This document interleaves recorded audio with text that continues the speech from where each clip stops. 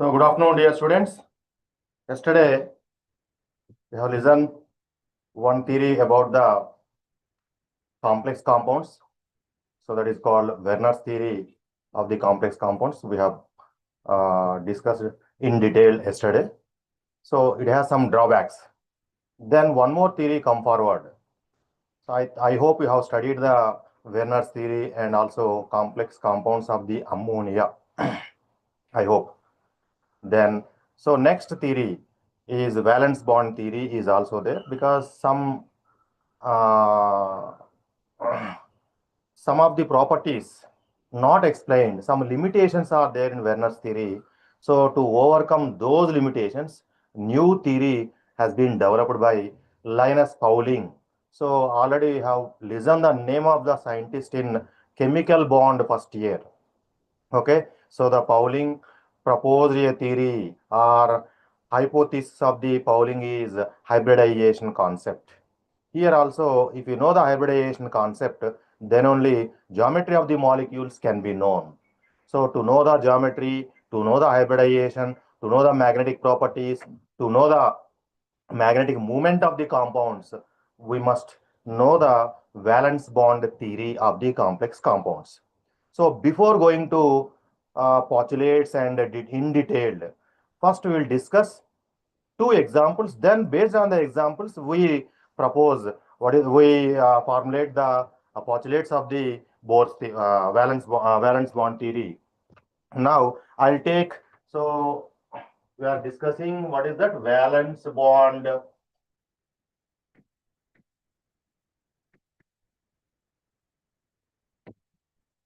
bond theory in complex compounds.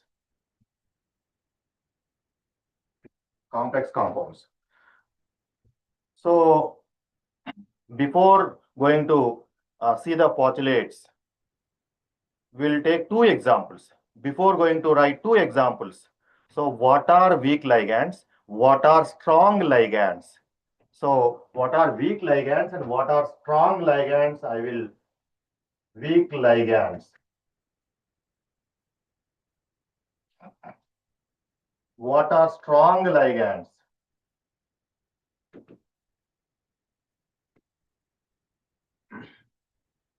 The weak ligands are 16th and 17th group elements. So S, H, and O. So SHO. So we can easily remember that station house officer or the state house officer. So sulfur, the ligands which are having sulfur as a donor atom. Example for example. So sulfur, S minus. So sulfur will donate the electron pair. And in case of H means all H are called halogen atoms. Halogen atoms. So what are halogen atoms? Fluoride, and also chlorine, and also bromine, of course. So negative charge is also present. Of course, iodine. Okay, all halogen atoms comes under weak ligands. Then with oxygen. So what are the oxygen examples are H2O.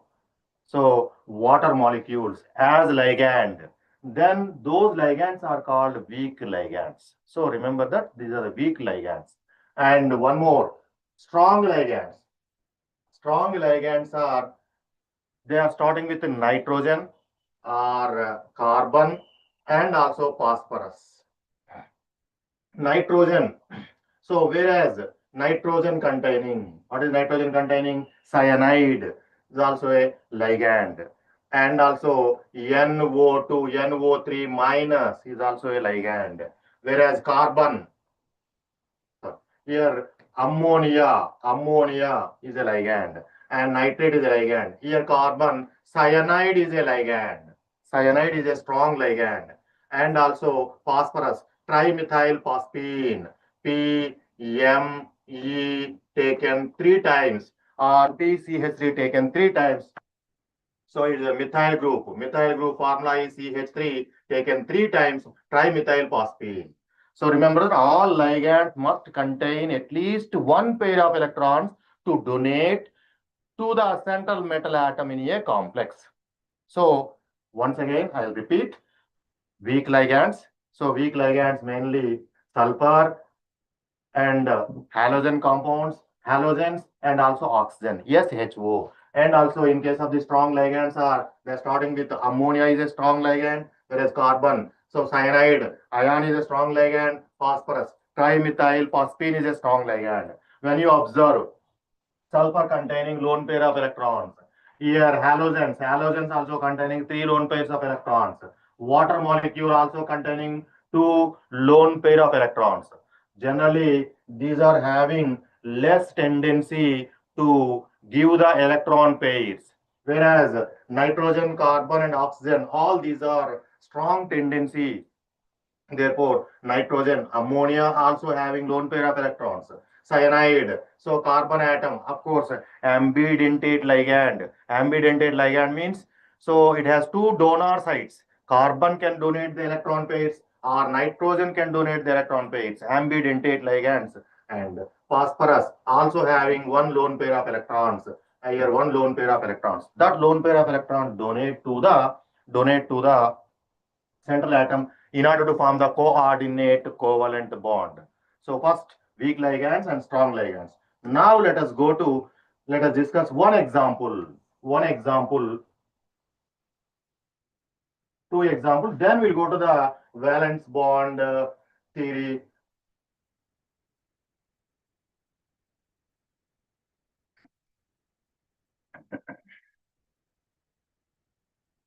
So first, I'll take the example potassium, nickel, tetrachloride. So nickel tetrachloride must be kept in a square bracket. So it is a complex and it is a cation. Of course, if time permits, we'll discuss the nomenclature of coordination compounds now itself only. Otherwise, we'll discuss tomorrow. And K2NiCl4 is a compound. And chlorine is the ligand since it is present in the inside of the square bracket and is a complex ion. Now, so to write the electronic configuration, to expect the hybridization, first you have to find out the electronic configuration before and also after losing the electrons. So to lose the electrons, that is called oxidation state of the central atom. How do you find the oxidation state? Yesterday we have discussed. Okay.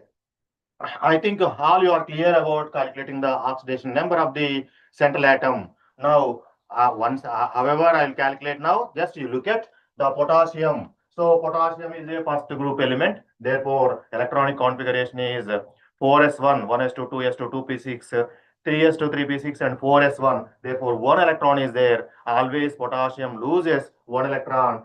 Therefore, plus 1. How many potassium atoms are there? 2. Therefore, plus 1 into 2. And nickel. So unknown element can be written as X, or as usual you can also write nickel. And you know that chlorine atom is a halogen atom. It takes one electron. Therefore, chlorine always forms. What is the charge? Is -1.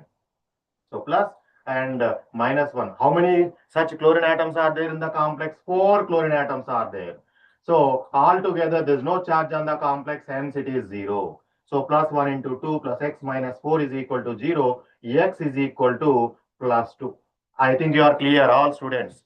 So x is equal to plus 2. Now coming to the nickel, your oxidation state. That means during the complex formation, nickel has lost 2 electrons. Then you write the electronic configuration of the nickel now. So what is the nickel configuration? Its atomic number is 28.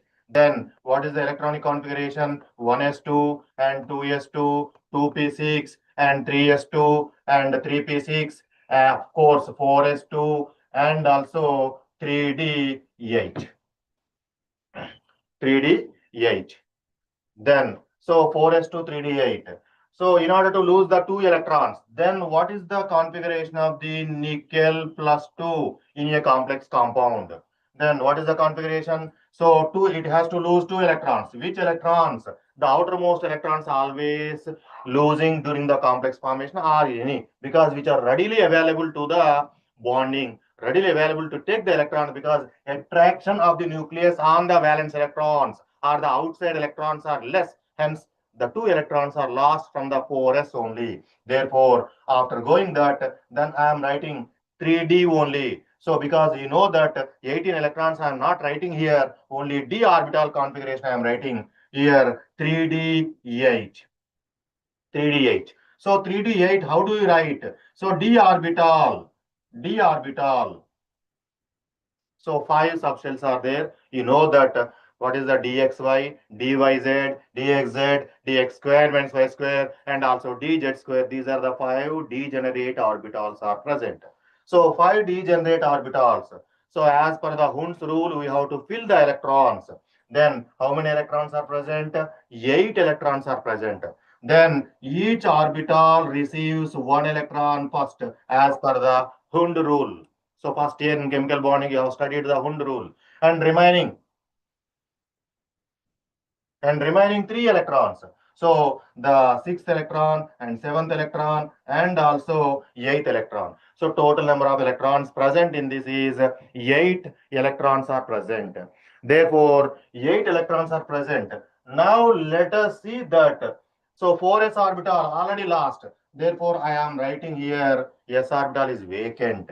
And also 4p orbitals also vacant. Remember, 4p orbitals also vacant, because so nickel plus 2 configuration is 3d8. The number of electrons I have written here. The 4s is vacant. Why it is vacant? Because 2 electrons are already lost to the chlorine atoms. Therefore, I kept vacant box. And p orbital. So you know that p orbital. How many p orbitals are present here? How many p orbitals are present? 3 p orbitals are present. All these 3 p orbitals are vacant. Then come to the ligand. So what is the ligand present here? Chlorine. Halogen atom is the ligand. So halogen atom comes under which part? Weak ligand part. Weak ligand part, when weak ligand approaches to the central metal atom, it cannot pair the electrons.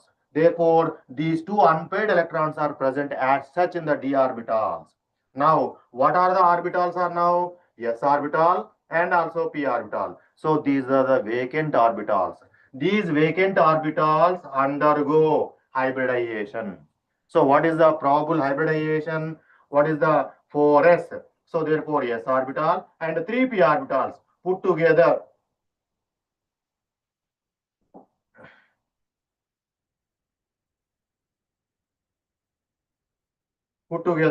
sp3 hybridization.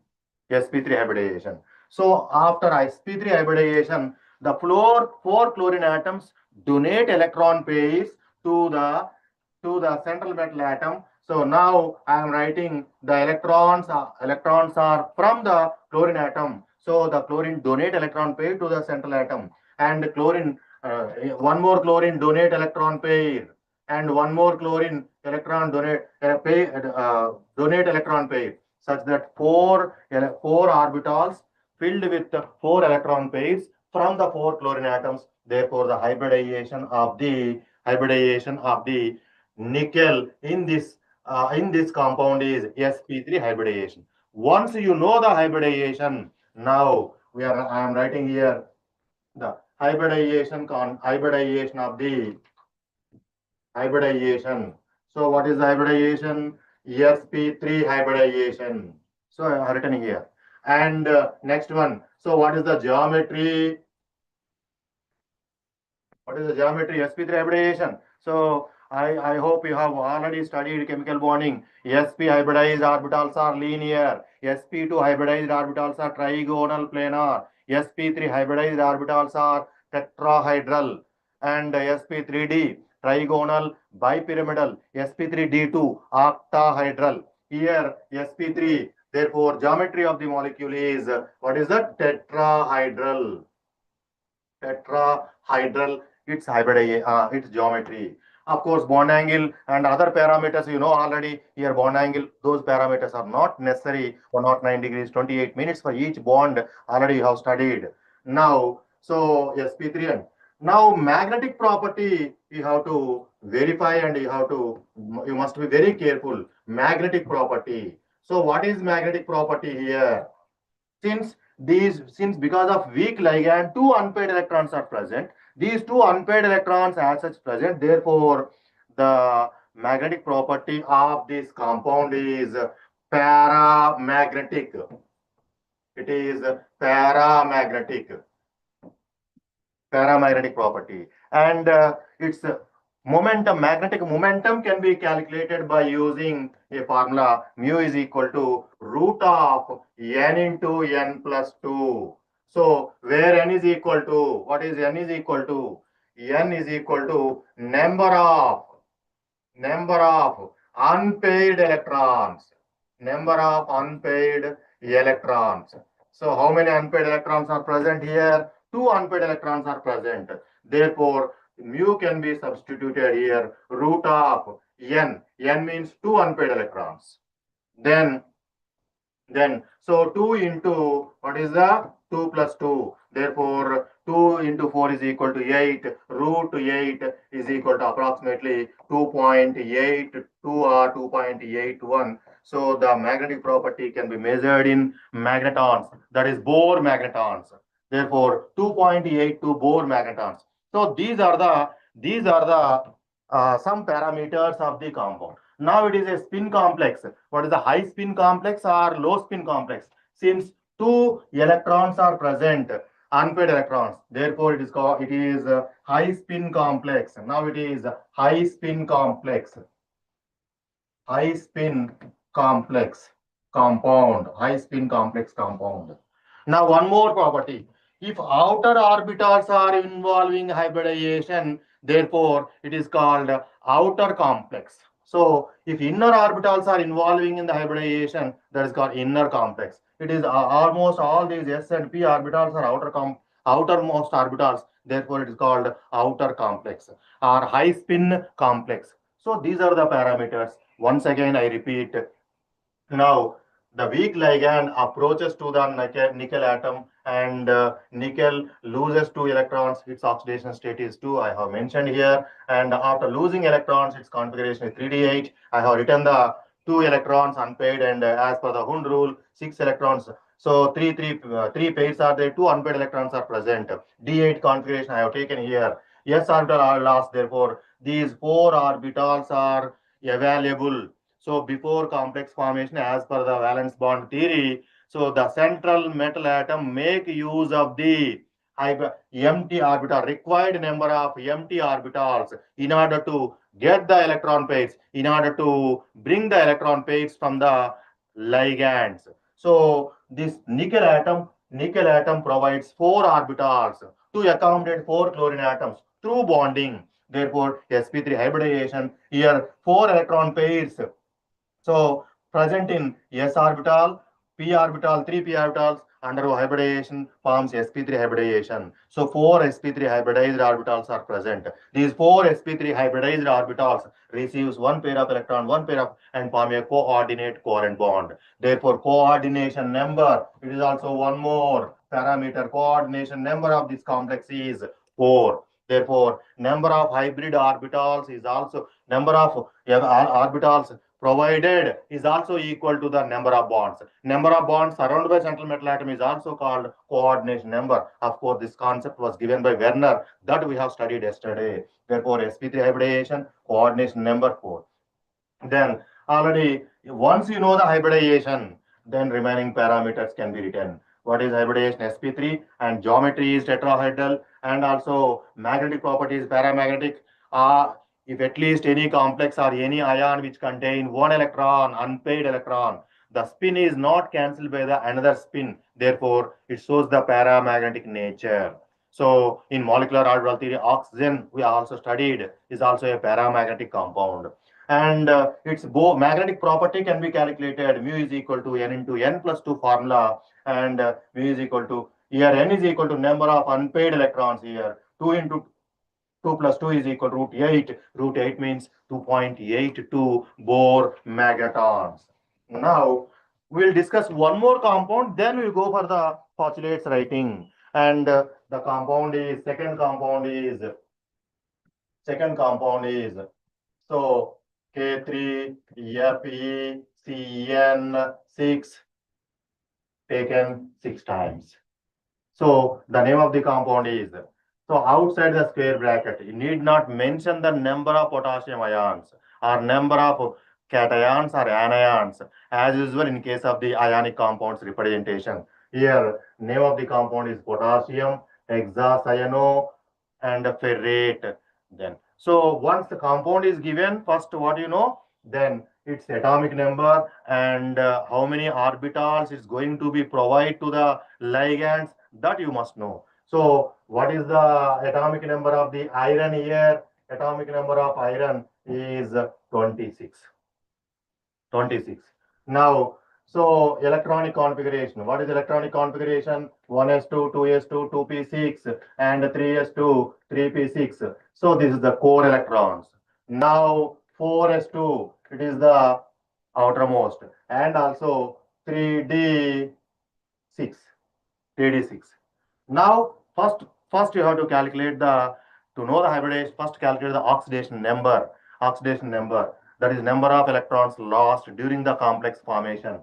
So how do you calculate? Same as usual as just now we have discussed. Potassium is a first group element.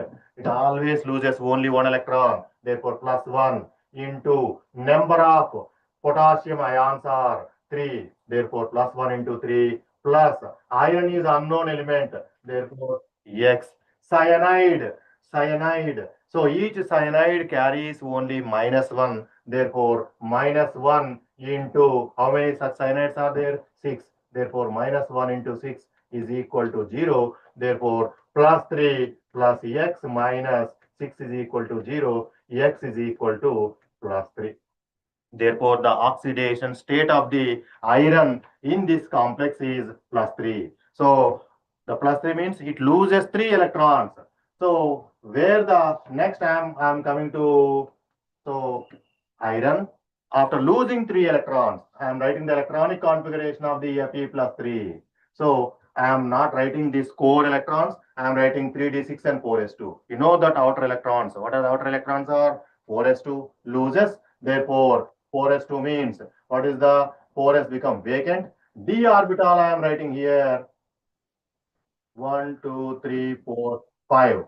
So +3, 2 electrons from s orbital, 1 electron from the d orbital, 1 electron. So I'll also write the d configuration here. The d configuration. So as per the Hund rule, 1, 2, 3, 4, and 5. And one more electron pairing starts with the first one. Therefore, before losing, so to get the paired electron lost, what is the reason? The half-filled orbitals or the completely filled orbitals are stable. Therefore, this electron lost and these 2 electrons are lost. Therefore, the electronic configuration of the Fe +3 is given in the d orbital boxes. Okay, now s orbital is vacant. Of course, 4p orbitals also vacant here. 4p orbitals. So p orbital is, so 3 px, py, pz, 3 boxes we have to write then. So tell me, cyanide is a student. So cyanide is a weak ligand or strong ligand? Is a strong ligand. So when strong ligand approaches to the iron, central metal atom. So the strong ligand can pair up the electrons. How it pair up? So when ligand approaches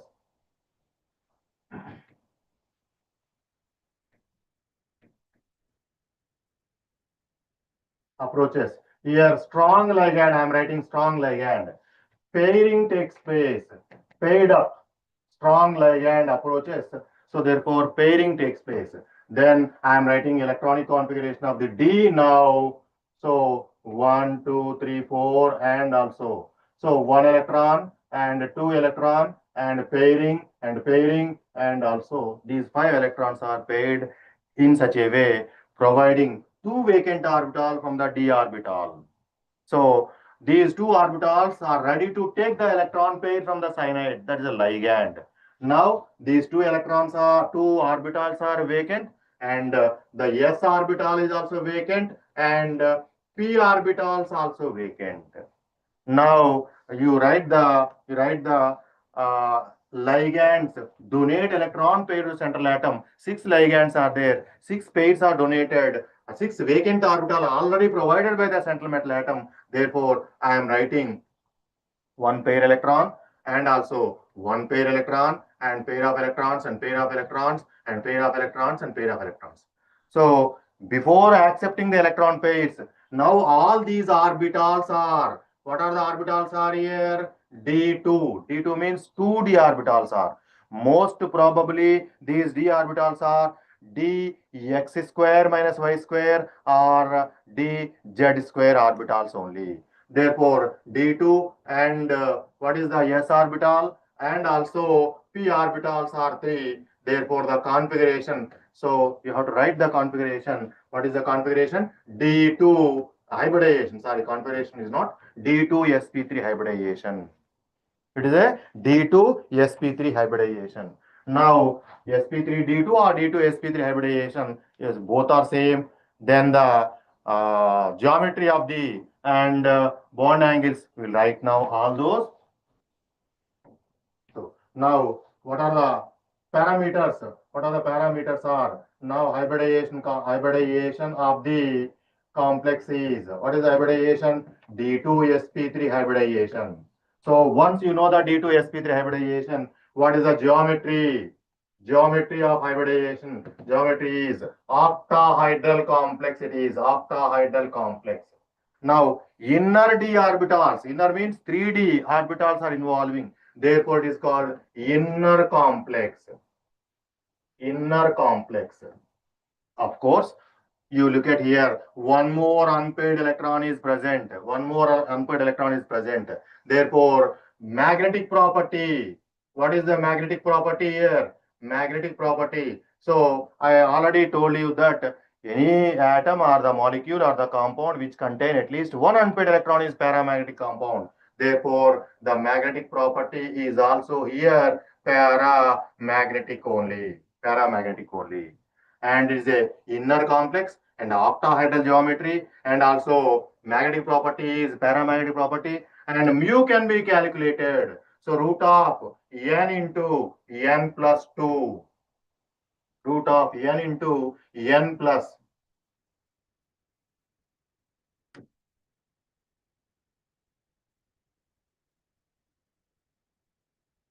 root of n into n plus 2, where n is equal to, I told you already, number of unpaired electrons. How many unpaired electrons are present? Only one unpaired electron is present.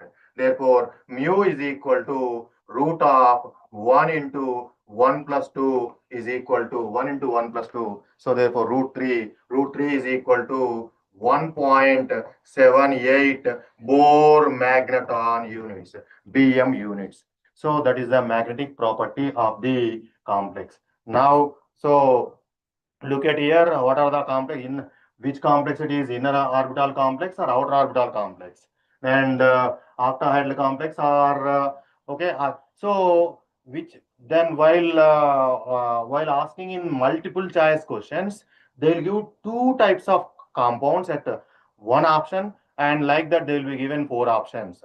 Which of the following set having the same hybridization? Which of the following set having the same number of unpaired electrons? Which of the following set of compounds having the same number of magnetic moment? Such type of questions you can face or you will get in the entrance examinations.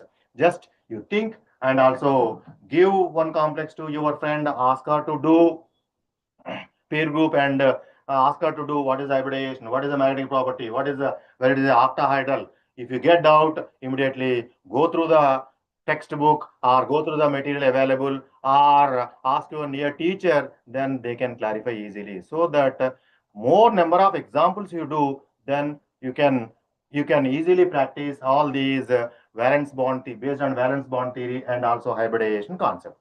Now, after listening these two, now we have to write the postulates of the Bohr's valence bond theory. So, what are the postulates of the valence bond theory, which was proposed by Linus Pauling? Just we have discussed one example before and second example here. Then, so what are the first one? During the complex formation, central metal atom loses certain number of electrons is equal to its oxidation number. That is the first point. The second point is central metal atom provided required number of orbitals. Required number of orbitals. Those required number of orbitals undergo hybridization.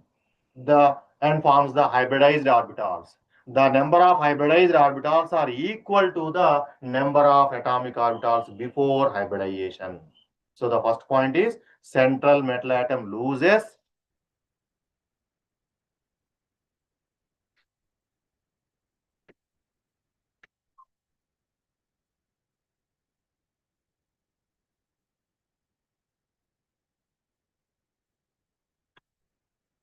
the first point is central metal atom. I am writing in abbreviation form. Central metal atom loses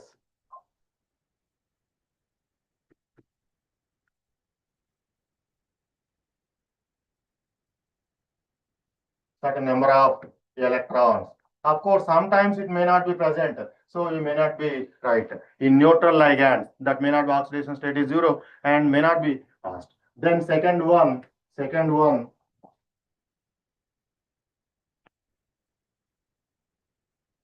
So central metal atom provides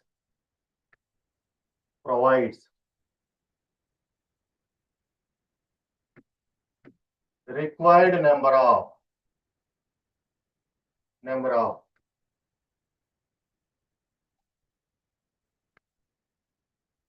vacant orbitals to accept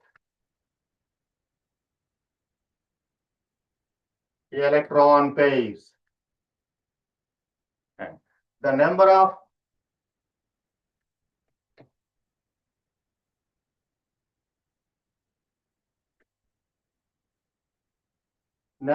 atomic orbitals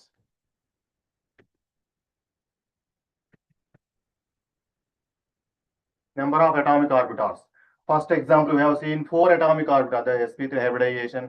In second example, we have observed what are the 6 orbitals are provided, and those orbitals are mixed up and produces equal number of hybridized orbitals. The atomic orbitals undergo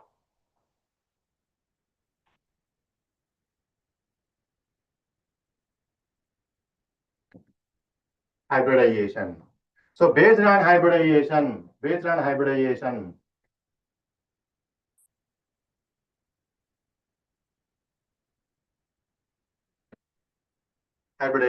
the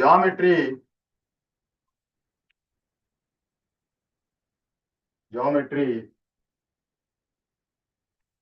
of the complex is known.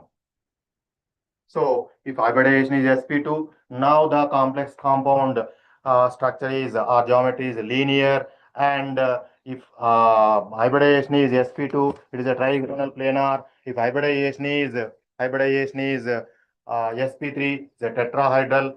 Hybridization is dsp2, it is a what is the square planar? If sp3 d2 hybridization, and it is a octahedral, or d2 sp3 hybridization is octahedral. So such that the vacant orbitals hybridized and gives the what is the number of vacant atomic orbitals undergo hybridization and gives the equal number of hybridized orbitals. And the non-bonding electrons means here previous slide. So these are the non-bonding electrons. Non-bonding, these 5 electrons after losing 3 electrons, these are non-bonding electrons. Non-bonding electrons may pair up or may not be paired up. If strong ligand approaches and pairing takes place. If strong ligand, not a weak ligand approaches, pairing may not be takes place. So if strong ligand, non-bonding electrons are retained in that orbitals only. So these non-bonding electrons retained, and while pairing, they may not follow the Hund rule also. Here there is no Hund rule is not followed because 5 electrons are present, 5 orbitals are present. We have to fill 1 electron in each. Here Hund rule is not obeyed. So here complex compounds, which of the compound the Hund rule is not followed. So such type of questions may also be asked. Therefore, 5 electrons. Then, as per the Hund rule, we have to fill the one electron. So these non-bonding electrons are paired up. That is the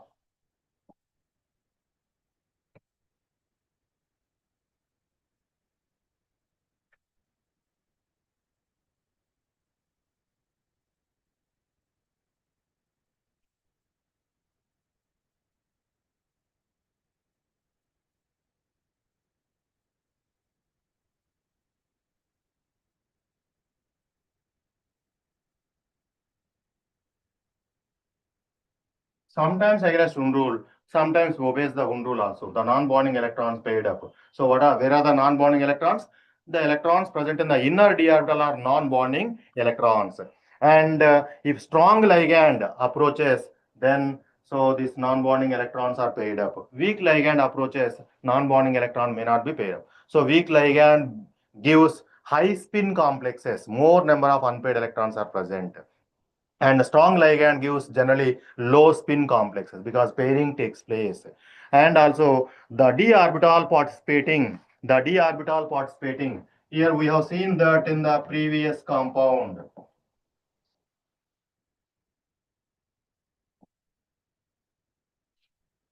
So d orbital involving inner orbital. Therefore, the d orbital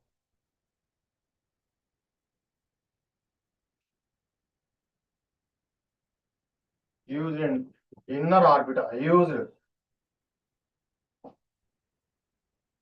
the d orbitals used in inner d means within the 5D 3D configuration, they are called inner complexes. Inner complexes. If outer d orbitals are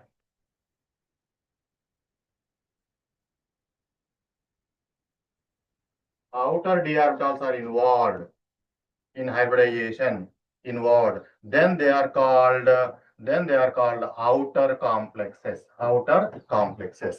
So based on the hybridization, we have seen the examples. Based on examples, so the first central metal atom provided required number of vacant orbital to accept the electron pairs. Then, so all those orbitals are vacant orbital. Those vacant orbitals undergo hybridization, suitable number of hybridization, and provided geometry to the configuration. And the complex is, and the non-bonding electrons are paired up. Again, sometimes in case of the strong ligand approaches, that may be against to the Hund rule also. The d orbitals used, inner d orbitals used, they are called inner complexes. And outer d orbitals are used, they are called outer complexes. And also called, so inner d orbitals are generally used, they are called low spin complexes. Outer d orbitals are used, then they are called high spin complexes. Generally, weak ligand approaches, high spin complexes are formed, and strong ligand is approaches, inner complexes or low spin complexes are formed. So these are some postulates of the that is inner d orbital, n minus 1 d orbital, n minus 1 d 4s2 and 3d. So 4s and 3d difference is n minus 1. Therefore, n minus 1 d orbitals involved, that is called inner complexes. And outer orbital 4s, 4p, 4d, and these involved, they are called outer complexes. And then the geometrical shape of the orbitals. Already I have written here the geometry, and sixth point is the geometry of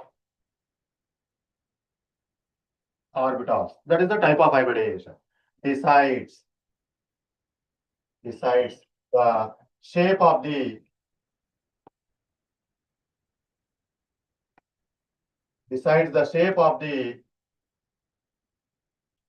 molecule, shape of the complex ion,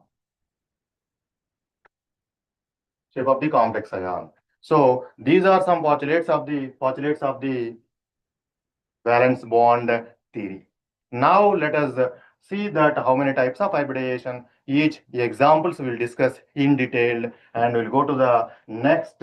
So once again, based on the theory, based on the examples, now we can easily remember the postulates. The central metal atom provides required number of vacant orbitals to accept the electron pairs. The number of atomic orbitals undergo hybridization is equal to the number of orbitals hybrid orbitals are formed. Based on the hybridization, the geometry of the complex is known. And the non-bonding electrons paired up against the Hund rule when strong ligand is approaches. The d orbital use inner d orbitals are used inner complex or low spin complexes. If outer d orbitals are used, they are called outer complexes or high spin complexes. Now let us move on to the so some examples. What are the examples? What are the types of hybridization? Let us see.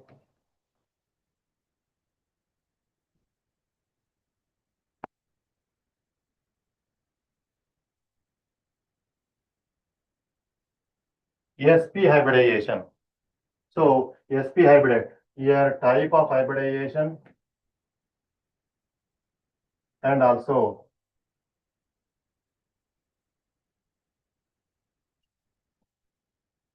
shape and also the example and remaining parameters I am not writing here. So what is the bond angle? What is the so then also what is the example here I am writing and also magnetic property if any is there we can find out and we'll write and magnetic high spin or low spin complexes.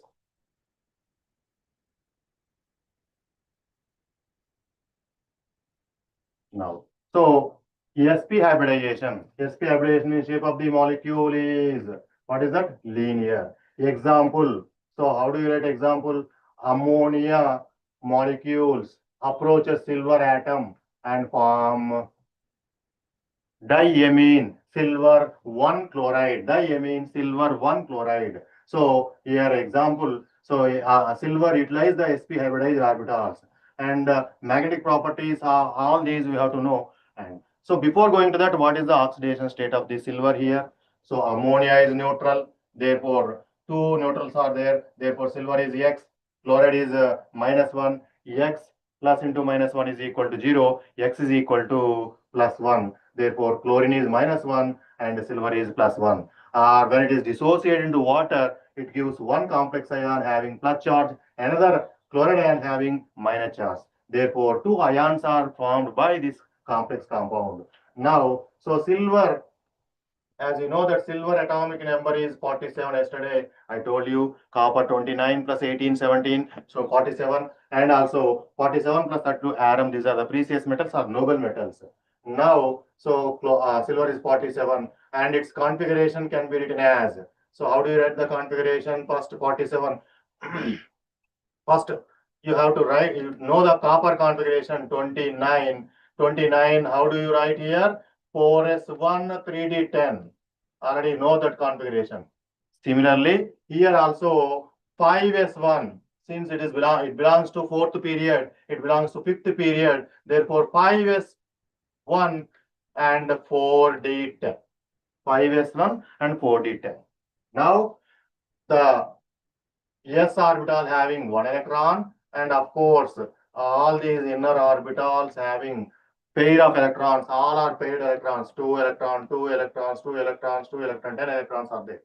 So AZ already I told you, I write one more oxidation state or oxidation number +1 means one electron is lost. So one electron is lost.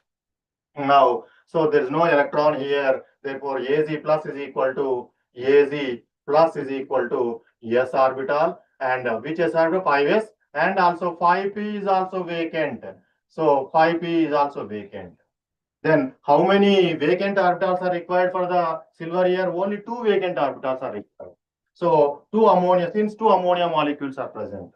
Now these two vacant orbitals, which is present in S orbital and also p orbital. Therefore, the hybridization I have written here, sp hybridization, sp hybridization. Now, number of electrons, silver make use of two orbitals to accept the lone pair of electrons from the each nitrogen of the ammonia. Therefore, two ammonia molecules are present. Therefore, it accepts two electrons from one ammonia molecule, one more pair of electrons from the ammonia molecule. Therefore, hybridization is sp hybridization.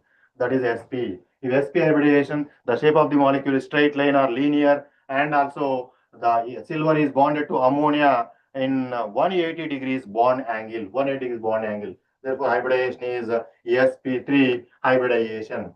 Now, see that how many unpaid electrons are present? No unpaid electrons. So you have to observe, students, all students, you have to observe clearly, no unpaid electrons in the silver inner shell. That's the 4d10 is completely filled. So the magnetic property is 0.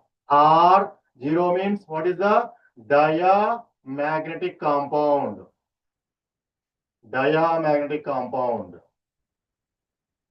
Diamagnetic compound. Now, it's a high spin complex or low spin complex. Magnetic moment is 0, therefore, magnetic property is 0 only. Or we can categorize that very, very low spin complexes.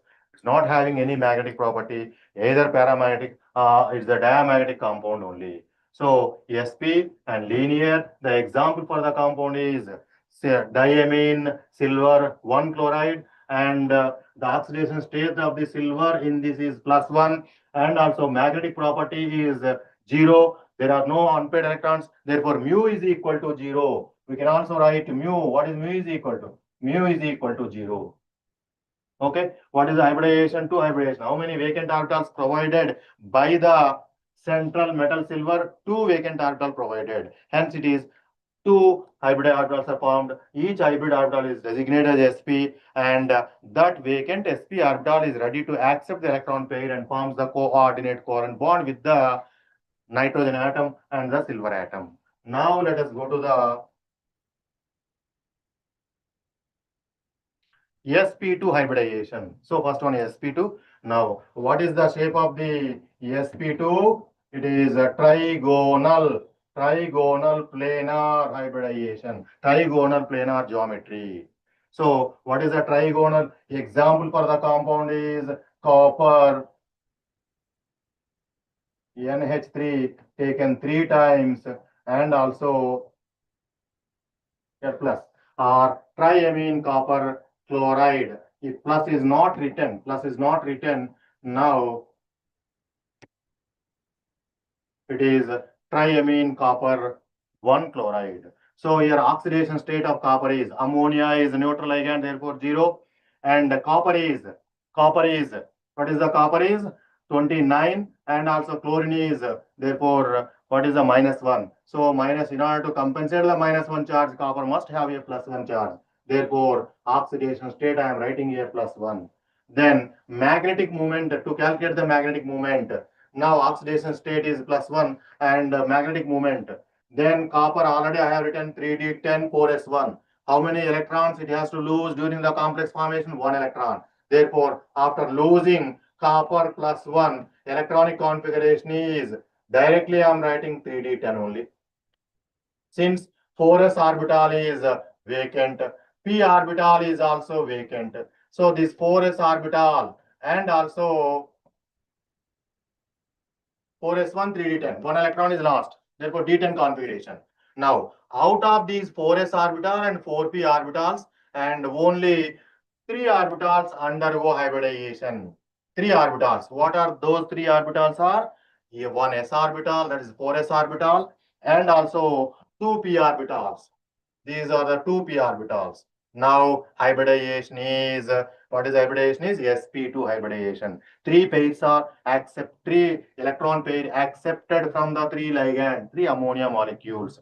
And so since it is a strong ligand, of course already pair, and what is the magnetic property here? D10 means same configuration here.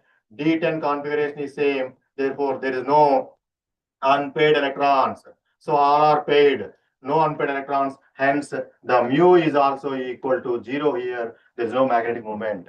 So which of the following compounds are diamagnetic? Which of the following compound do not show magnetic property? Which of the following compounds are paramagnetic? Which of the following pair of compounds are diamagnetic? If pair, these two pair is given, so the one is the ion may also be given. So diamine silver plus and also triamine copper plus. Now these two pairs having the 0 magnetic moment. So similarly, so many questions may get the possibility. Then you have to think while learning initially. So all concepts you have to remember. Then only you can easily understood. Then so the third one is what is the sp3 hybridization?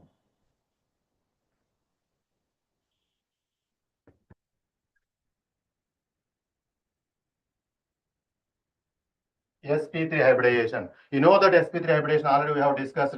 What is the geometry is tetrahedral. So how many vacant orbitals the molecule or the central metal has to provide? 4 hybridized orbitals. 4 vacant orbitals must undergo hybridization, and sp3 hybridized orbitals are formed. These vacant hybridized orbitals approach the ligand and the coordinate covalent bond is formed. Now, example is nickel tetrachloride. Nickel tetrachloride -2 ion. Nickel tetrachloride -2 ion. Now, the tetrahedral. So, what is the magnetic moment? Magnetic moment calculation. And it's a high spin complex or low spin complex. I think first example we have already discussed. The first one.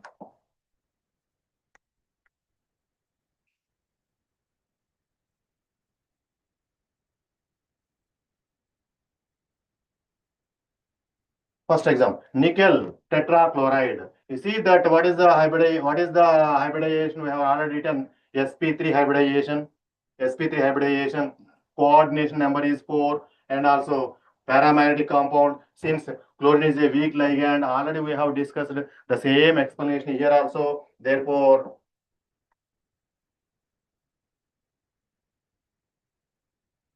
so once again, so for practice purpose, then so nickel. What is the nickel electronic atomic number is? Nickel atomic number is, coming to the nickel atomic number,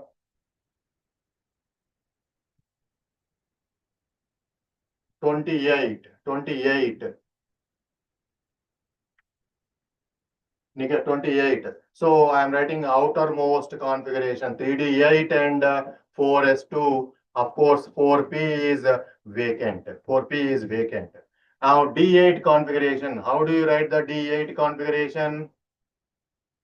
1, 2, 3, 4, and 5, and 6, 7, 8. Therefore, S orbital is vacant. Since what is the oxidation state of the nickel is here +2 oxidation state. Since the chlorine is -1, therefore nickel is X. So X -1 into 4 is equal to -2. Since the ion is given to you, so X minus 4 is equal to -2. X is equal to +2. Therefore, oxidation state of the nickel in this compound is +2. Then number of hybrid orbitals. 2 electrons are lost. Therefore, 3 orbitals are present. Then, so these 4 orbitals are readily available for the accepting electron pair as a from the chlorine atoms. Therefore, why these 2 electrons are not paired? Because chlorine is a weak ligand, so it cannot pair up. It cannot pair up. Therefore, it is a high spin complex, and the remaining 4 orbitals are present.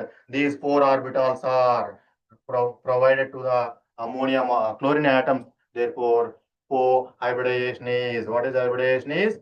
sp3, hence tetrahedral, and also oxidation state is +2. And mu already calculated, we have number of unpaired electrons are 2. Therefore, magnetic moment, mu I am writing here directly. So √8 you'll get. Therefore, 2.82 Bohr magnetons, approximately 2.82 BM Bohr magneton units.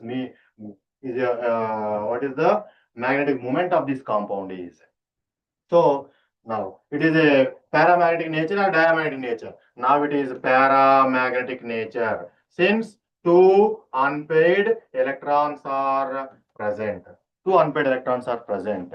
Therefore, it is a paramagnetic compound. So low spin complex or high spin complex? Here high spin complex, because 2 unpaired electrons are present.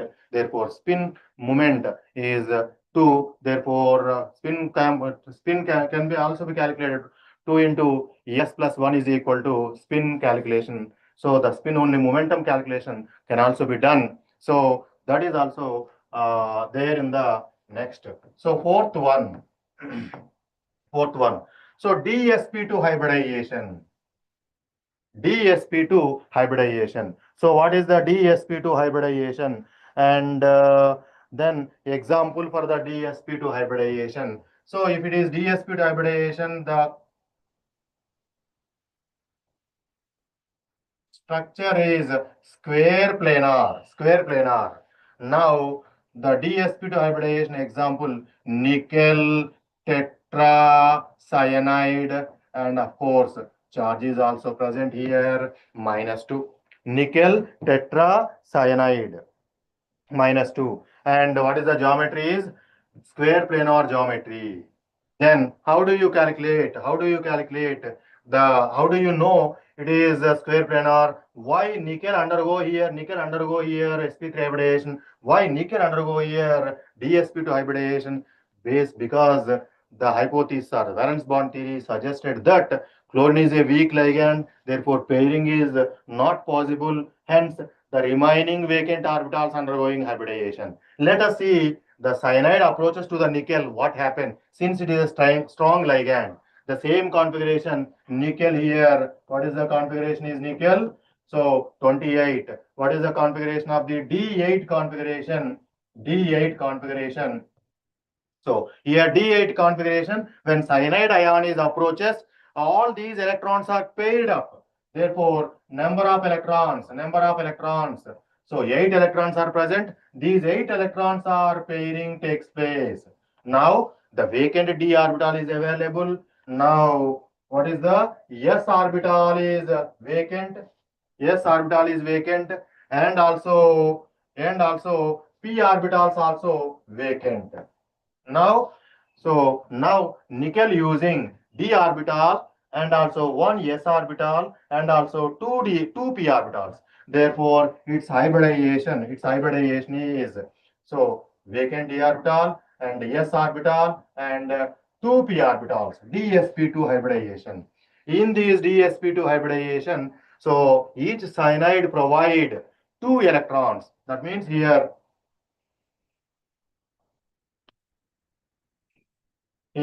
so pair of electrons, one pair of electrons, one pair of electrons, one pair of electrons. Total 4 pairs electrons accepted by nickel atom during this complex formation. Therefore, nickel tetracyanide.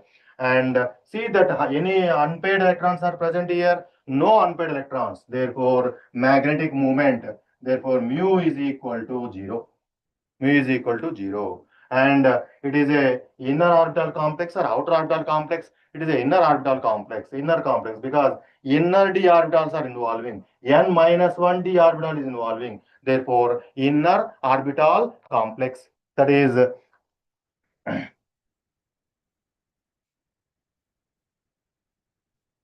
inner orbital complex. Now let us move on to the one more hybridization.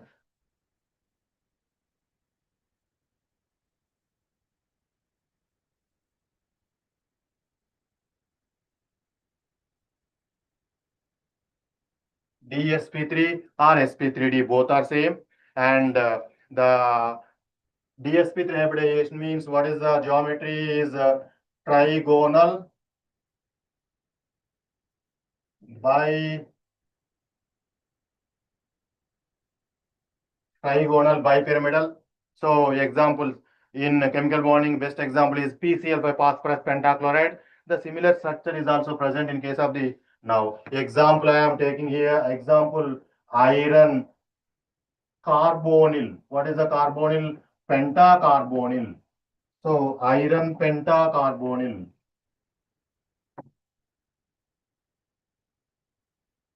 Iron pentacarbonyl. 5 carbonyl atoms are, 5 carbon molecules are there for iron pentacarbonyl.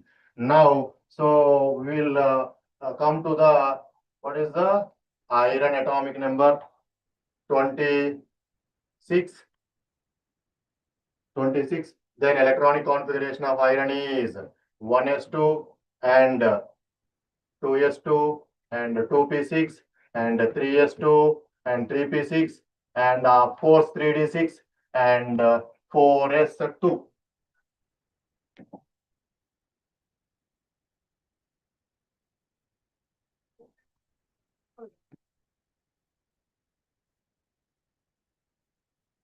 Iron 26 atomic number. Therefore, 1s2, 2s2, 2p6, 3s2, 3p6, 3d6 and 4s2. After, so how many electrons lost by the carbon iron here? So carbon monoxide approaches neutral ligand it is. Therefore, you calculate the oxidation number of the iron, you will get the zero oxidation number. In all carbonyl compounds, the central metal atom oxidation number is zero. So once again, I'm repeating, in all carbonyl complexes, the central metal atom oxidation number is zero. Therefore, so how do you calculate here? Carbon monoxide is a neutral ligand, iron is X. So neutral ligand 0. So therefore is equal to 0. X 0 into 5 is equal. Therefore, iron oxidation number is 0. Then is neither losing electrons nor gaining electrons before complex formation. But it accepts the electron pair from the carbon monoxide. So in order to provide five vacant orbitals, now the d orbitals, I am concentrating d orbitals 3d6 and also of course 4s2, of course 4p is also 0. Now 3d6 configuration, I am writing. So listen, students, all listen carefully, and also 4s configuration I am writing, and also p orbitals I am writing, 3 p orbitals, inner d orbitals, and also n minus 1d, that is n minus 1d, and nth shell is fourth shell, n minus 1 is the third shell. Therefore d6, then how do you write the electrons and d6? Total number of electrons are here 2 electrons and 6 electrons, 8 electrons are present. These 8 electrons, then carbon monoxide, already I told you, weak ligands are SHO, and all strong ligands are nitrogen, carbon, and also phosphorus. So it is a carbon. So carbon is a strong ligand. Therefore, strong ligand means then the pairing takes place. Then how do you, how, so here 6 electrons from the d orbital and 2 electrons from the s orbital. Total number of electrons are 8. 8 I have written. Now the vacant orbital. So what are the vacant orbitals are there? Here one d orbital is vacant, and also s orbital is vacant, and 3 p orbitals are vacant. So 3 p orbitals are vacant. Therefore hybridization is dsp3 hybridization.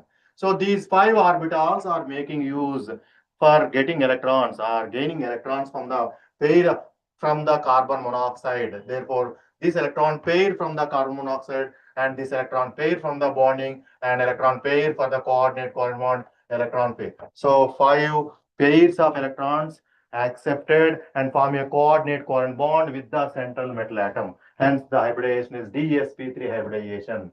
So now tell me the magnetic property. Is there any magnetic property? There are no unpaired electrons. Therefore, mu is equal to your oxidation state. OS I am writing here. So OS oxidation state is 0, and mu means what is the mu is equal to magnetic moment is also 0 here. Is a diamagnetic compound or paramagnetic compound? It is a diamagnetic compound. So these are the example for the DSP2 hybridization and DSP3 hybridization or sp3d hybridization. Now let us move on to most of the complexes formed by the d orbital complex compounds are either tetrahedral complexes or octahedral complexes. Here octahedral complexes are more than the tetrahedral complexes. Now let us move on to the sixth one, sp3d2 hybridization or D2sp3 hybridization. So depends on the inner orbitals utilization or outer orbitals utilization. Either D2sp3 or the sp3d2 hybridizations are formed. Therefore, the example for that already you know the examples are already we have discussed in the first one. We have discussed already. Potassium hexacyano, and we'll discuss one more example, cobalt hexafluoride. So what is the shape of the molecule is octahedral, and what is the cobalt hexafluoride. So what is the charge I am going to write here? -3. So you have to compensate -3, K3 or Na3, whatever it may be. So potassium hexafluorocobaltate, its name is. So it is a complex ion is given. I am taking example, different example. Now coming to the how the orbitals are formed and what is the atomic number of the cobalt, what is the magnetic property, then we will calculate. So I am coming here and writing cobalt. So it's not cobalt. Then what is the atomic number of cobalt is 27. And so 27, what is electronic configuration? I am writing 4s, 1s2, 2s2, 2p6, 3s2, 3p. I am not writing. So is the argon configuration. And I am writing outer configuration. What is the outer configuration here? 3D 3D7, of course, 4s2 and 4p is vacant. So 3D7 means 7 electrons are present. 7 electrons are present. S orbital and p orbitals. These 7 electrons. What is the oxidation state of the cobalt here? So cobalt is unknown is X. Fluoride is the -1 halogen compounds. The fluorine, chlorine, bromine. It required only 1 electron.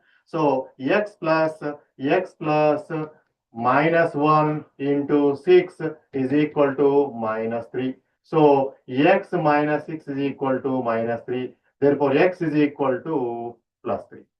X is equal to +3. Therefore, oxidation state of the central metal atom cobalt is +3 here. Let us see the mu of the compound.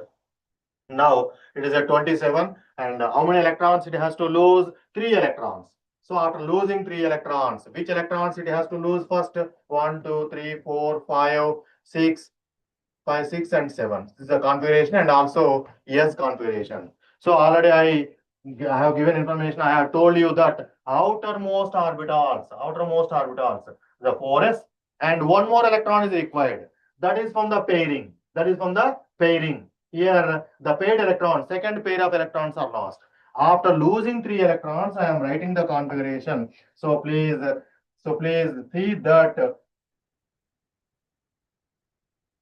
Okay, so watch carefully now. So first these two electrons, and one more electron from the pair. So after losing all these electrons, now the configuration is 1, 2, 3, 4, and 5, and 6. So 1 electron from the d orbital, 2 electrons from the s orbital. Total 3 electrons are lost. Now these two electrons are lost. Now then coming to the hybridization structure. So coming to the fluorine. Fluorine is a weak ligand or the strong ligand? All halogen atoms are weak ligands. Weak ligand means that cannot pair up. So that cannot do the pair up. Then what is the reason? Fluorine is already having electrons. So that cannot give the tendency of fluorine to give the electrons to the other atom is very less. Therefore, is a weak, less amount of energy is released. Therefore, less amount of energy released, then pairing will not be taken place. Therefore, these 4 electrons are unpaired electrons are retained as such. But instead of these d orbital, outer d orbitals. What are the outer d orbitals are? Here 4d is there. 4d orbitals are there. Now the configuration. Now after cobalt plus 3 configuration, I am writing here 2 electrons, 1, 1, 1, and here s orbital, and of course 3p orbitals, of course. Okay, 5d orbitals are there. Now here sp3 and d2 configuration. Now it is sp3 d2 configuration. Outermost d orbitals are involving, therefore outer complexities. And outer weak ligands involving pairing does not take place. Hence, 4 unpaired electrons are present. These are 4 unpaired electrons. Root of n into n plus 2 is equal to 4 into like that. It's a high spin complex. 4 unpaired electrons are present. Hence, it is high spin complex. Now 6 fluoride ions are given to yes, sp3d2 and also sp3d2 orbital and also sp3d2 orbital and also sp3d2. Now 6 sp3d2 orbitals are provided by the cobalt during this complex formation, and each fluorine donate one electron pair. I have written in a green, okay, color. So these electrons from the fluorine atom, these pair of electron fluorine atoms, therefore configuration is sp3d2. And you see that what is the oxidation state? I have to write here. What is oxidation plus 3? I have written already. Mu is equal to, how do you calculate the mu is equal to? Root of n into n plus 2. So here mu is equal to, n is equal to number of unpaired electrons. Number of unpaired electrons. How many number of unpaired electrons are present? Four unpaired electrons are present. Therefore, 4 unpaired electrons are present. Therefore, here what is the 4 into 4 plus 2? Then 4 plus 2 is 6. 4 6 are 6 4s are 24. Therefore, so root 24. That means 4.87 or 82 Bohr magneton. So they may ask which of the following compound may produce the highest magnetic moment, highest paramagnetic nature. Now it is a paramagnetic compound or diamagnetic compound. So paramagnetic compound. So highest magnetic nature. Now write the order of the compound, order of the molecules having the, okay, increasing magnetic nature or decreasing magnetic nature. In such a way the questions may be asked. If 4 unpaired electrons are present, of course you practice some compounds.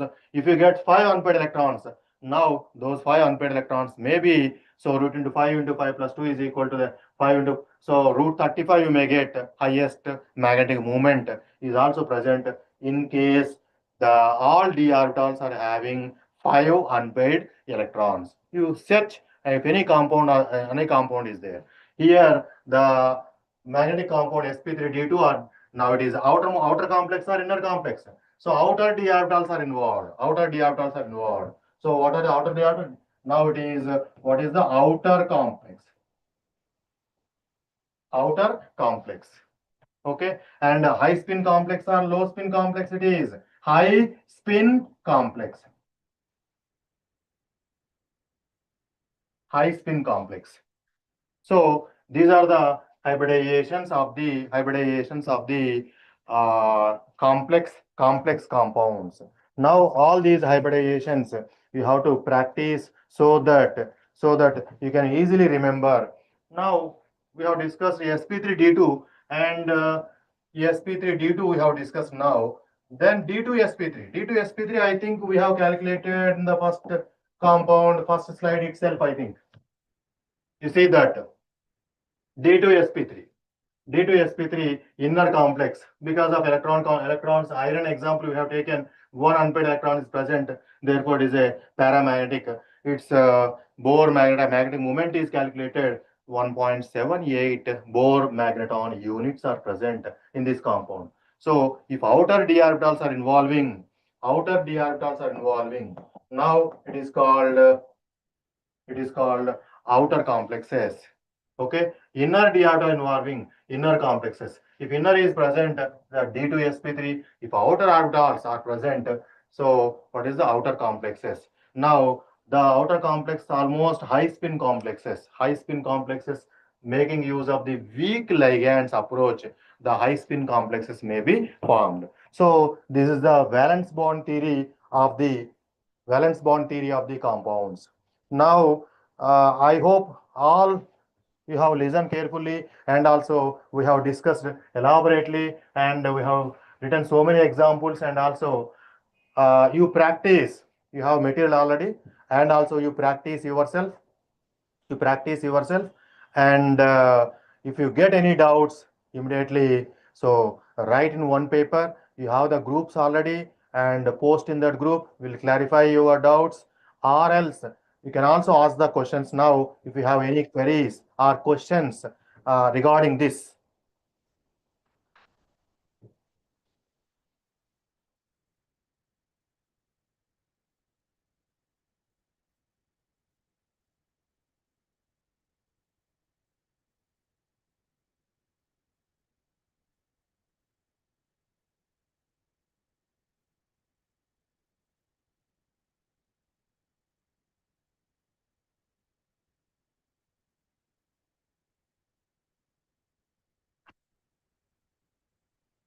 So before going to one more theory is also the crystal field stabilization. Now limitations of this theory. So that is also important. What are the limitations of this theory? So you know that what are the limitations? It could not explain why the certain ligands give inner complexes and also why certain ligands give outer complexes. What is the reason? And the stability of the complex also not given by this valence bond theory. And also it does not give any interpretation of the magnetic data. Magnetic data means so why that compound is paramagnetic, why another compound is diamagnetic. So that data is also not given. And also the stability of the molecules. Stability of the molecules is also not provided by. So the kinetic studies shows that some molecules not following the valence bond theory. Based on valence bond theory, some weak ligands or approaches, they have their magnetic property is different.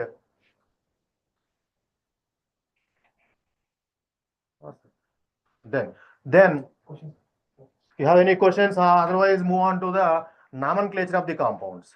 We have 10 more minutes time. Then you have any questions in this valence bond theory? Then move on to the nomenclature of the compounds is also there. So that is very important.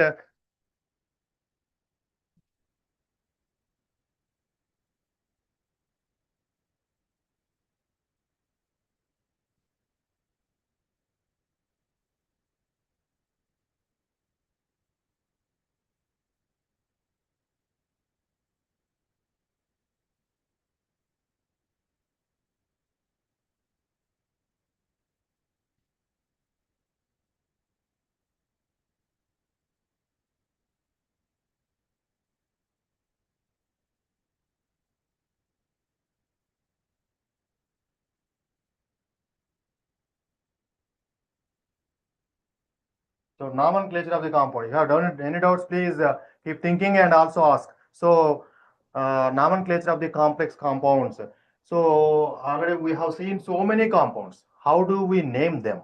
So and IUPAC have already listened the word International Union of Pure and Applied Chemists. So the IUPAC committee is also given the names of the compounds. Otherwise, if there is no certain clear naming, now all compounds may be treated as a clumsy nature. Therefore, we must give the name of the compounds.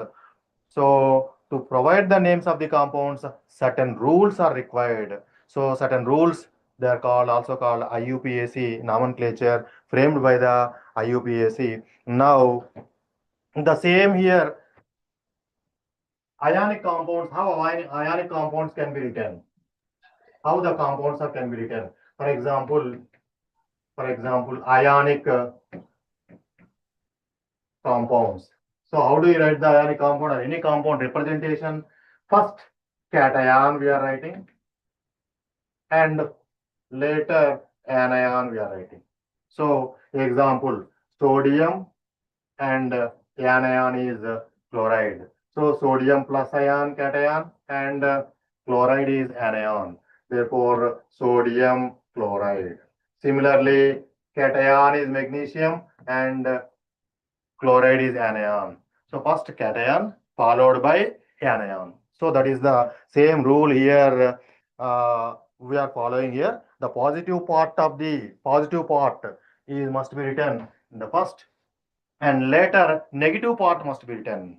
So the complex ion must be kept in the square bracket, and counter ion or outside the square bracket or counter ion. So counter ion is cation that should be placed before the square bracket. Counter ion is anion, then that should be placed after the square bracket. We will see some examples you can easily understand. So, and with a complex, the ligands are named first in the alphabetical order. So cation and anion. So we have seen so many examples are what are the K3, FeCN6. Now, so it is potassium is a cationic part, also called counter ion. Here counter ion is potassium, therefore we have written first. Then it is anion. So anion is complex ion. And one more example I am writing here. One more example. We have discussed a very familiar example. Hexamine, cobalt 3, cobalt 3 chloride. Now it is cation. Now it is cation.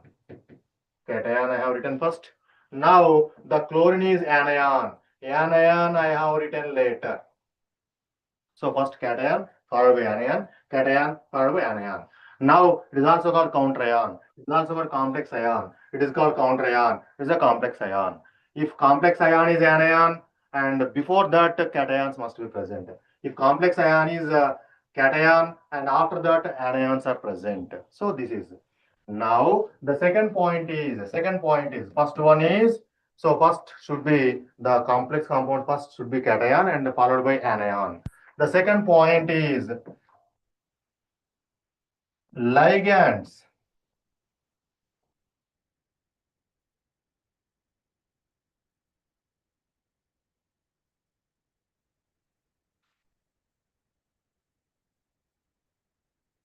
Ligands present in the complex compound. If one ligand is present, there is no problem. If more than one ligand is present and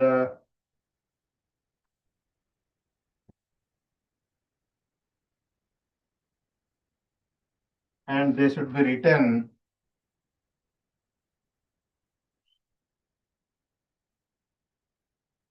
which order? Same we have seen organic chemistry first year. So alphabetical order only.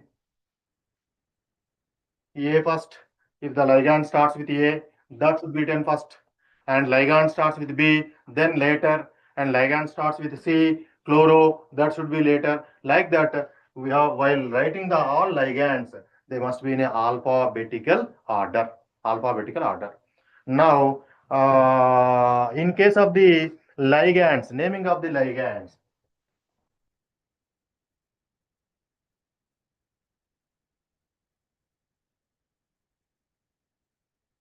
ligands names. For example, here I am writing alphabetical order means, for example, ammonia, amine is also there, and also what is that? Chlorine is also there, and bromine is also there, and we have to write first its name of the amine and also name of the bromo and name of the chloro. Alphabetical order. A comes first, then B, later C. So that is the ligand names should be written on the alphabetical order. So some ligand names ends with ide. For example, chloride, bromide, fluoride. Or ligand names writes with 8. Or ligand names writes with ends with it. They must be written as so they have written as, for example, chloride. Chloride. Cl minus is there. Chloride. That should be written as chlorido, or in old books it is given as chlorido. Now chloro. So chloro. And chloro, or sometimes you can find chlorido is also there. And bromide is present. Br minus is present. And it is bromide, actually Cl Br minus. And it is bromo or bromido. Then NO3 minus. So what is the name of the compound? Is a nitrate. Nitrate. So it can be written as nitro. Then nitrite, NO2 minus is also NO2 minus can also be written as nitrite. Nitrite. It is called nitrito. So what is the, if 8 is the last one and it is the last one, that is replaced by O. So chloro, bromo, fluoro, chlorido, or bromido, or nitrito, and nitro. So these are some examples. For example, carbon carbonate.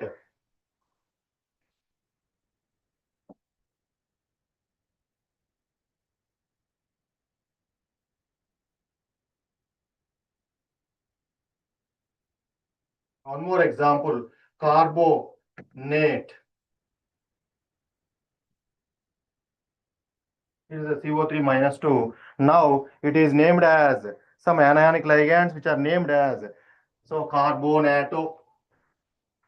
It is named as carbonato. And Cn minus cyanide, natural cyanide. Then it is named as cyano. Now C2O4 minus 2. It is called oxalate. Oxalate anion. Now it is oxalato. Oxalato. So these are some names of the, so wherever ligand ends with the ide, or they can be substituted by chloro or O or O. Oxalate can be substituted. Ide can be, 8 can be substituted by O, and also ide can be substituted by O, and also oxalate can be substituted by oxalato. So this is the some ligands names. Then, if neutral ligands are named as such, there is no change in the neutral ligands names now, except ammonia, and some neutral ligands are present.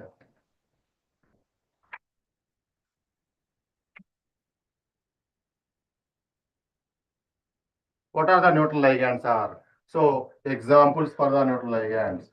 If ammonia is ligand, ammonia, so normal name is ammonia in, so here, amine.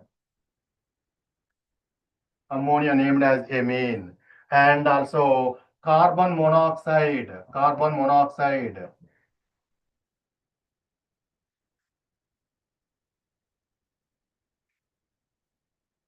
Here, carbon monoxide named as carbonyl.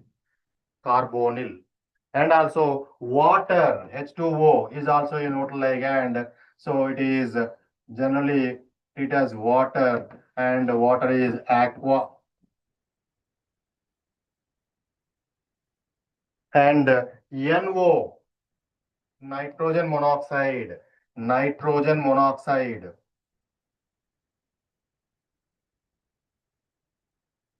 It is nitrosyl. So these are some neutral ligands names: amine and carbonyl, CO carbonyl, water aqua, and nitrogen monoxide is nitrosyl.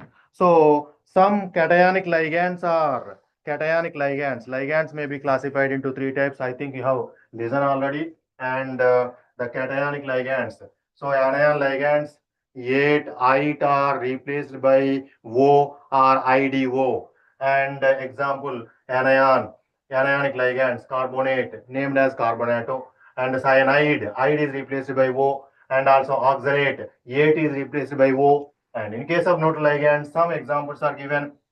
Ammonia is named as amine, and also carbon monoxide is named as carbonyl, water is named as aqua, and also nitrogen monoxide is named as nitrosyl. And similarly, next, some positive ligands.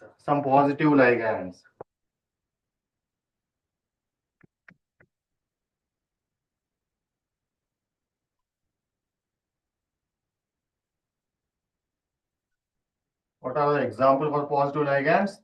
NO plus is actually nitronium ion. Nitronium ion. Therefore, so this nitronium ion is NO2 plus. Sorry, nitronium ion.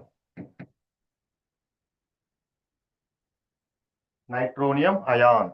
Now its name is also called IM, placed as IM. So ligand sometimes is also abbreviation is also named. Abbreviation. For example, some ligands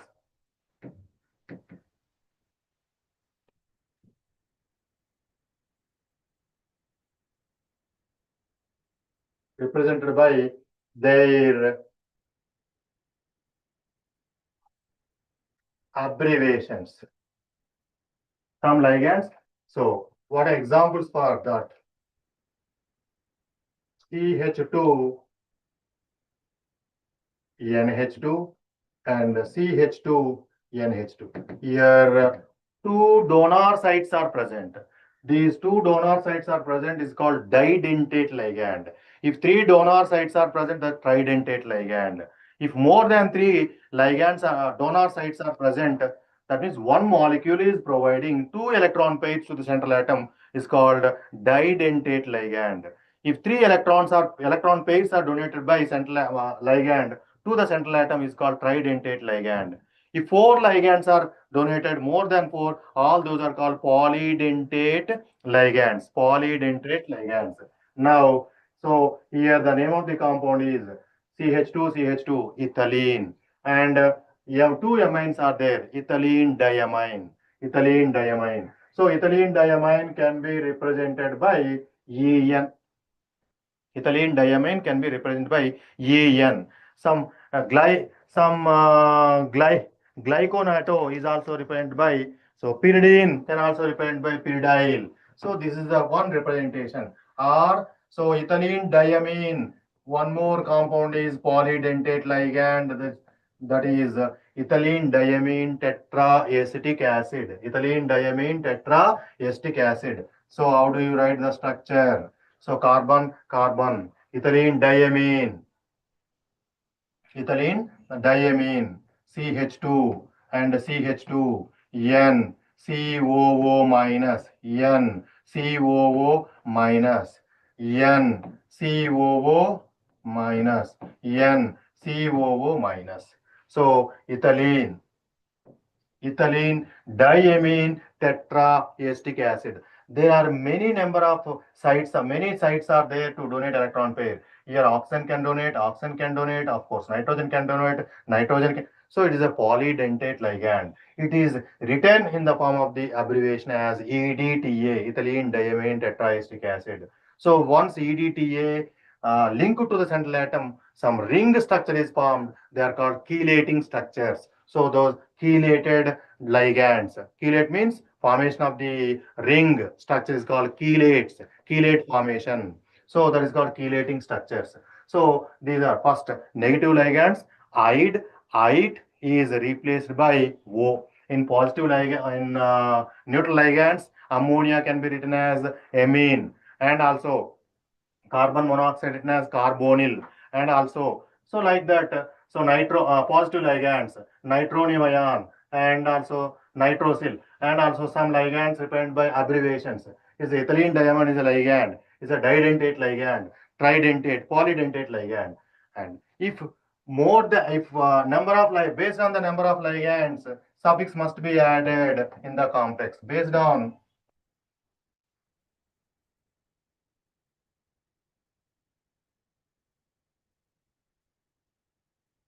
ligands. Suffix words must be added. For example, two same type of ligands are present. Now use that di. If three same type of ligands are present, then try. Four same type of ligands are present, tetra, and five same type of ligands are present, the penta, and six same type of ligands are present, hexa. So like that, seven same type of ligands are present, hepta. All these are penta, hexa. All these you have already heard in organic chemistry, IUPAC nomenclature. So same type of ligands, they should be written at one place by using a prefixes like dinitro, diamine, dichloro, dibromo, trinitro, trichloro, and also tetraamine, tetrachloro, tetrafluoro, tetraiodo, and pentacarbonyl, and also hexacarbonyl, and hexaamine, hexaaqua. So like that, all are same. Then they should be written at one place. If different ligands are present, they must be written in the order of alphabetical order. A comes first, then B, then C. There should not be any gap between one ligand to another ligand, but there should be gap between counter ion to the complex ion. So for example, potassium hexacyano, potassium is the counter ion and there is a gap and write the complex ion. So this is the way of representing the complex compounds, way of writing the complex compounds. Now, then coming to the sixth point, one more is also there. Already in a ligand, di word is also present, tri word is also present. While representing those ligands,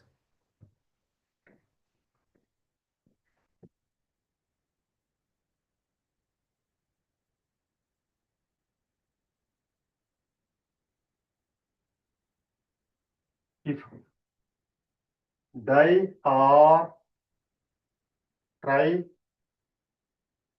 or tetra words are present, ligand also containing di or tri or tetra there. If those ligands are more than 2 or more than 3, then we have to use the name. Example I am taking here, ethylene diamine. Ethylene diamine. Structure already I have written. Its short form abbreviation is EN. Already ethylene diamine di is there.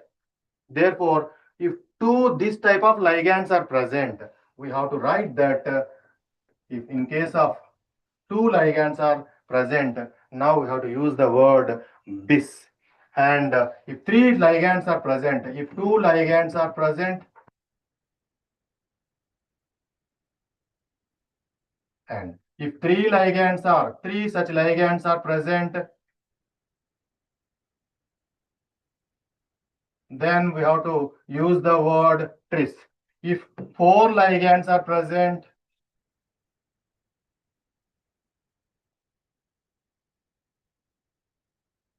now we have to use that word is tetrakis. So these are the, for example, ethylene diamine. So let us write one example. Cobalt, ethylene diamine. How many?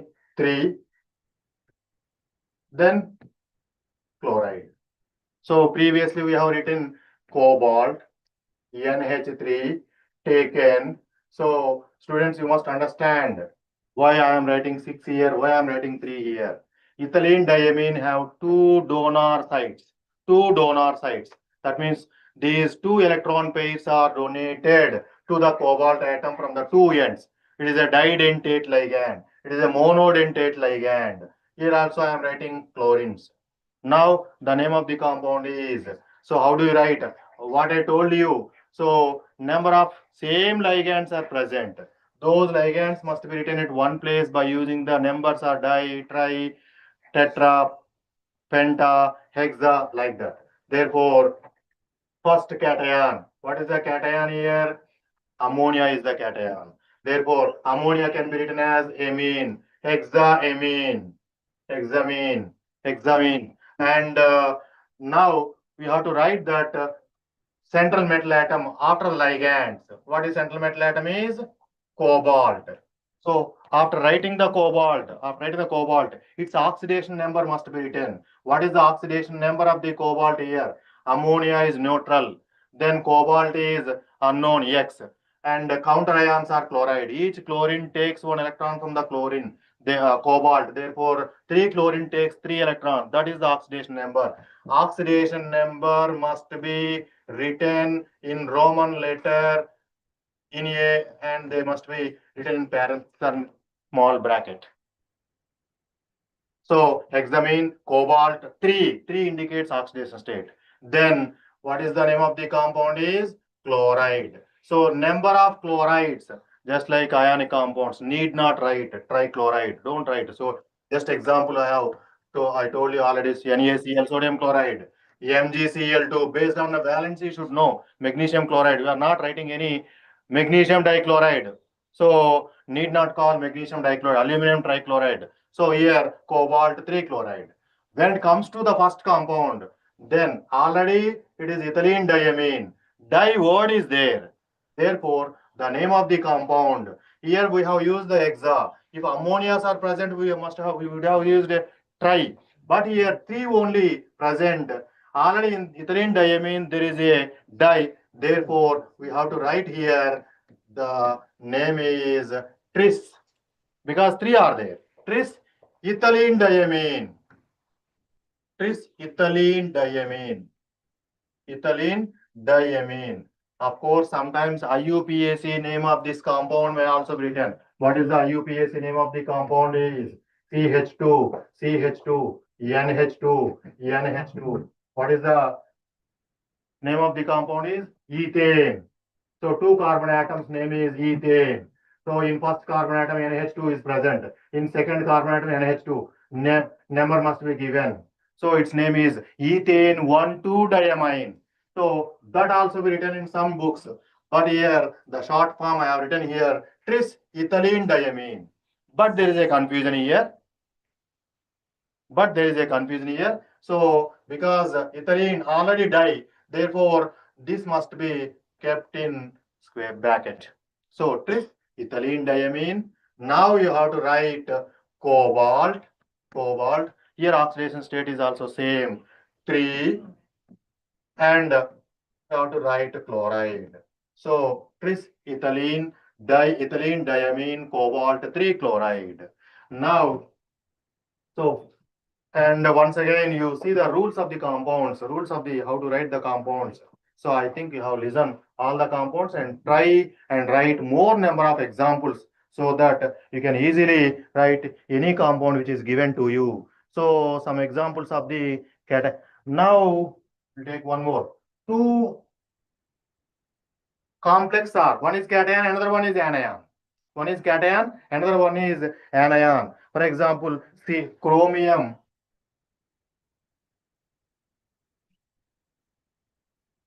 and also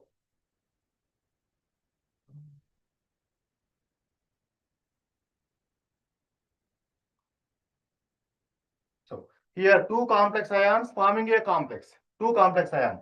So as per the nomenclature of the first cation followed by anion. How do you know it is cation? How do you know it is anion? And calculate the oxidation numbers. Now chromium and ammonia, cobalt and cyanide. Here ammonia is neutral. 6 neutrals are there, then there is no contribution of electrons. And here cobalt is chromium is unknown element X, and 0 into 6 0, and cobalt is also X, and each cyanide is -1, therefore -6, and X plus X 2X is equal to -6. Therefore, 2x is equal to 6, x is equal to 6 by 2 is equal to 3. Therefore, here what is the oxidation state of the chromium is +3. Cobalt is also +3. When split into ions, first it forms the cation, then it forms the anion. Then how it forms the cation? Here +3. So, and how it forms the anion? -3. So +3 -3 get cancelled here. So that is the two complex compounds are present now. So naming of these compounds. Already I told you that what is the hexaamine. 6 amine atom, amine ligands are hexaamine. And after that you have to write in cationic there is no change in the name of the chromium, name of the metal atom. Same as it is, whatever we call generally, it is also same. Then, so what is the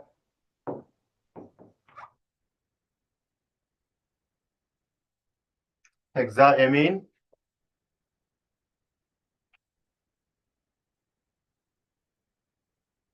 chromium. What is the oxidation state? Already we have calculated 3. Therefore, we have to write the oxidation state following by metal, hexaamine chromium 3. Then coming to the cyanide. So the name of the compound is cyanide is there. Ide is replaced by O. So therefore, how many are there? 6. Therefore, hexa, cyanide, chloride. Then they must be represented by O in, so hexacyano. In case of the anion complexes, in case of anion, metal atom must be followed by 8. Metal atom must be followed by 8. So cobalt, it becomes cobaltate. Iron, ferrum becomes ferrate. Argentum becomes argentate. nickel become nickelate when it comes in anionic part. Then hexacyano, what is the name of the compound is cobaltate. Cobaltate. Then write the oxidation state. What is the oxidation state again? 3. Therefore, so this is the name of the hexaamine, chromium 3, hexacyano, cobalt 3. So this is the two complex ions formed together as a single complex. Now it is called now. So write some example. I am writing some examples for your homework.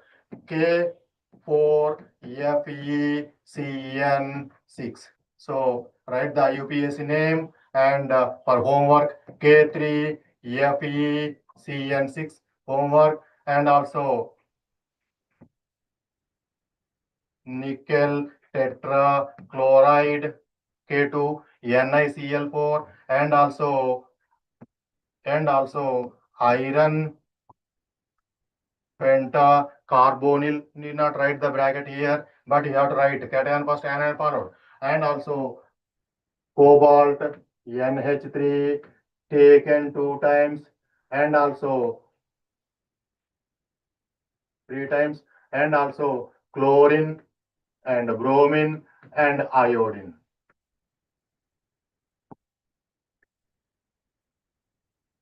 Chlorine, bromine, iodine. So it is similar to the CO NH3 3 times Cl3. Yesterday we have discussed this compound. Write the name of that compound also here. So first I am writing this name, and you try for all these compounds. Try for this compound is also. I am writing the a little bit challenging one. I am writing here. Then so all the ligands should be written at one place by using their alphabetical order. Alphabetical order. So how many first alphabetical order? A comes first. A comes. Now it's suffix. I told you already what is that? Bis diamine. So bis should not be taken. It should be starting with the ligand name only. Now here amine. Therefore, how many such amines are present? 3. Therefore, triamine. Triamine. 3 ammonia molecules are present. After A, then what is the next one is? B. So bromo. Bromo. Sometimes in old books written as bromido also. Chlorido, chloro, both are same. Iodido, iodo, both are same. Bromo, and after that bromo and chloro. Next, iodo. So triamine, bromo, chloro, iodo. So all ligands are over. After completion of the ligands, then central metal atom. What is central metal atom is? Cobalt. Cobalt.